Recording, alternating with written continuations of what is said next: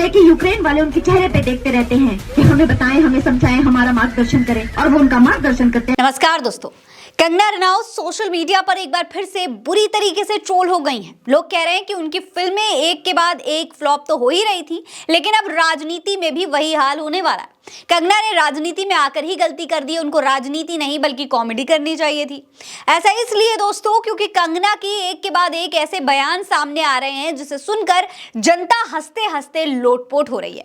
अभी कुछ दिन पहले हमने आपको कंगना का वो बयान दिखाया था जिसमें वो तेजस्वी यादव के धोखे में अपनी ही पार्टी के तेजस्वी सूर्या को बिगड़ा हुआ शहजादा कह रही थी, उनकी धज्जियां उड़ा रही थी।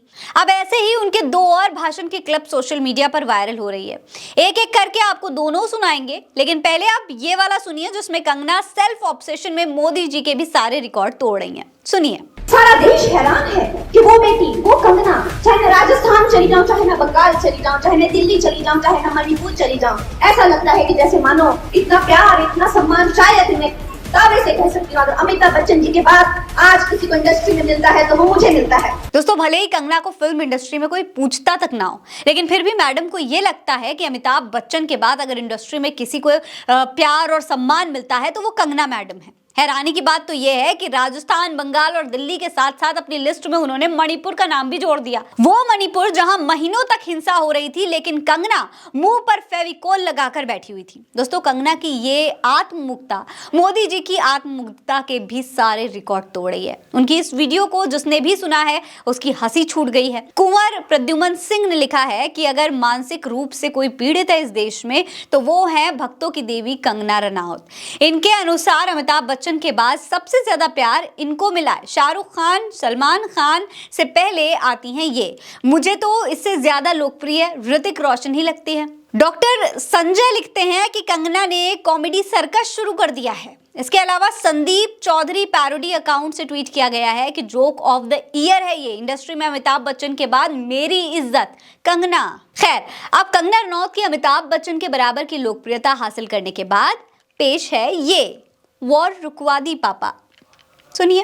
पुतिन से लेके यूक्रेन वाले उनके चेहरे पे देखते रहते हैं कि हमें बताएं, हमें समझाएं, हमारा मार्गदर्शन करें, और वो उनका मार्गदर्शन करते हैं। शायद इसीलिए आज तीसरा विश्व युद्ध नहीं हो रहा है। पीएम मोदी की चापलूसी में कंगना इतनी लीन हो चुकी है दोस्तों कि फेंकने के सारे रिकॉर्ड कंगना ने तोड़ दिए हैं। कंगना कह रही हैं कि मोदी जी की वजह से आज तीसरा विश्व युद्ध नहीं हो रहा है। पुतिन से लेकर यूक्रेन वाले मोदी जी का चेहरा देखते रहते हैं कि भाई मोदी जी मार्गदर्शन दे दें। इतने तेजस्वी लोग हैं हमारे पास, कितने शानदार विचार रखते हैं जी। दोस्तों, लगता है कंगना रनौत ने राजनीति में कदम रखते ही मोदी जी को मार्गदर्शन मंदिर में भेजने का मन बना लिया है। कोई बड़ी बात नहीं होगी कि अगर कल को कंगना ये कहने लगे कि देश में मोदी जी के बाद सबसे ज्यादा मेरे अंधभक्त हैं, इसीलिए मोदी जी आप मार्गदर्शन दीजिए, प्रधानमंत्री मैं बनूंगी। उनकी इस वीडियो पर जनता क्या कह रही है आपको वो भी देख लेना चाहिए।